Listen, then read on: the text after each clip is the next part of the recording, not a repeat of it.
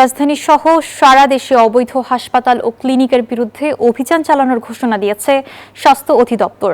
টেকনাফ থেকে তেতুলিয়া পর্যন্ত সব অবৈধ হাসপাতালের বিরুদ্ধে ব্যবস্থা নেওয়া হবে বলে জানিয়েছেন স্বাস্থ্যমন্ত্রী। এরই অংশ হিসেবে মঙ্গলবার সন্ধ্যায় ঢাকা মেডিকেলের পেছনে বেশ কয়েকটি বেসরকারি হাসপাতালে অভিযান চালানো হয়। আজ সকালে একটি ডায়াগনস্টিক সেন্টার এবং একটি ব্লাড ব্যাংক সিলগালা করবেন বলে জানিয়েছেন মন্ত্রী।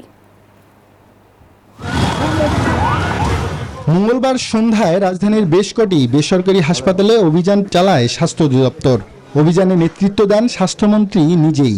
এ সময় হাসপাতালটির বিভিন্ন অনিয়ম দেখতে পান তিনি। এটি হচ্ছে অ্যাক্টিভ ব্লাড ব্যাংক আর ডায়াগনস্টিক সেন্টার। স্বাস্থ্যমন্ত্রী বলেন, অনেক হাসপাতাল ও ক্লিনিক অনুমোদনের শর্ত ভেঙে পরিচালিত হয়।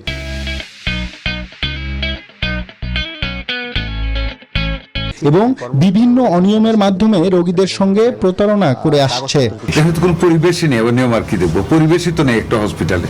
এটা যে একটা ক্লিনিক, এটার নাম যে একটা হসপিটাল, এটাকে আপনাদের মনে হয় দেখে এই বিল্ডিং করে হসপিটাল উপযুক্ত না আছে, নিটনেস গার্বেজে ভরে আছে, একটা বেড নেই, বেড যেটা আছে ধুলা বালিয়ে ভর্তি, একটা আনহাইজেনিক সিচুয়েশন, একটা মেয়ে যার মরা বাচ্চা হয়েছে সে বসে আছে। This is the very bad side of it. তিনি আরো বলেন, শুধু অবৈধ হাসপাতাল বন্ধ করলেই হবে না, যেসব ব্যক্তি বা প্রতিষ্ঠান এসব হাসপাতাল পরিচালনার অনুমতি দিয়েছে বা অনিয়মের সঙ্গে জড়িত তাদের বিরুদ্ধেও ব্যবস্থা নেওয়া হবে।